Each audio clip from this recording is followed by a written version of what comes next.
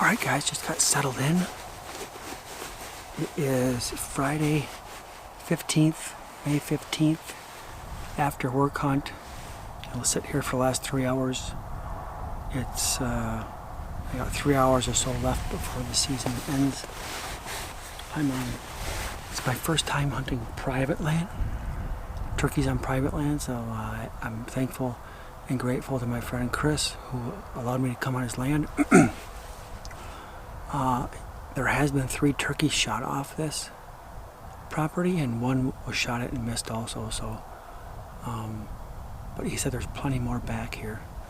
He's got this little back field that's supposed to be pretty good. So we have a decoy set up at about 15 yards. I'll start calling soon, and we'll see what happens.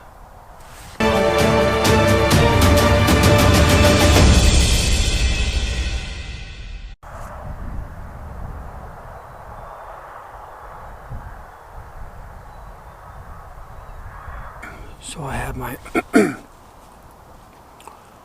Primos Gobstopper, Jake, and hen decoy, and I modified it to kind of make it look like a DSD mating motion pair, where the Jake is kind of standing on top. I even have some fishing line. I can move the Jake a little bit. Worked really good the first season. During the youth hunt, I took a young man and his dad out, and he got his first turkey, and the decoy worked really good. So I'm interested to see if we can get a gobbler in this field to see it. I'm interested to see how it would react, being that it's later in the season. So we'll see what happens.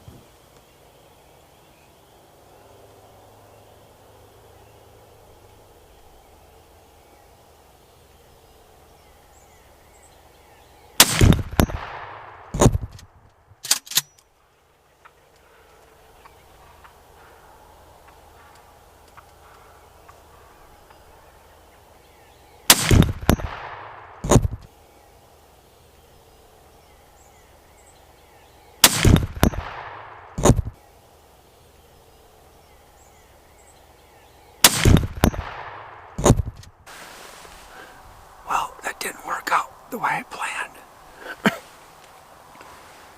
Those two toms came in. And actually there was a third one too, off to my left. Two toms came in, they just kind of hung up.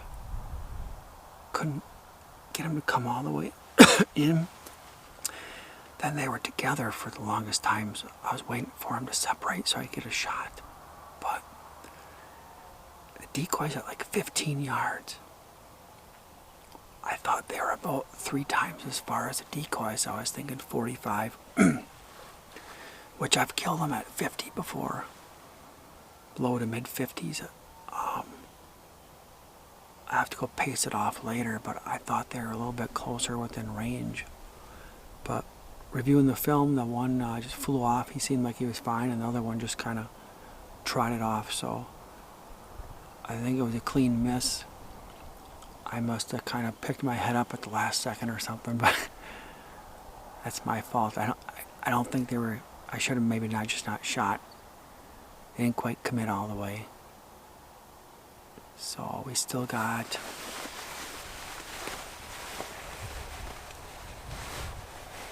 some time left. About 2 hours, a little over 2 hours left.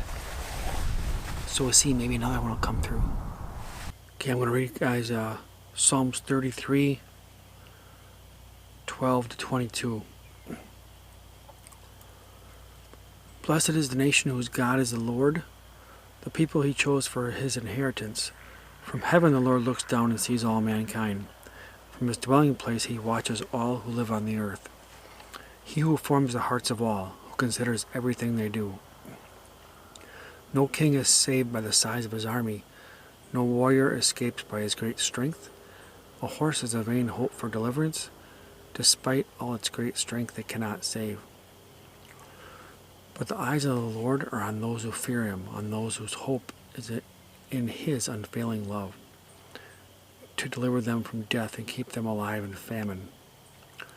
We wait and hope for the Lord. He is our help and our shield. In him our hearts rejoice, for we trust in his holy name. May your unfailing love be with us, Lord, even as we put our hope in you. So I encourage you guys watching, what is your hope in? If your hope is in something that's earthly, whether it's your job or money, that pretty soon that's fleeting. It's not going to last forever. The only thing that lasts forever is Jesus. And I encourage you to put your hope in him, to forgive you of your sins, so you can spend eternity with him. If this concept is a little, if you're not sure about this concept and you want more information, please email us. Look in the comments, there'll be an email address, and we'd love to get you a free book. Thanks for watching.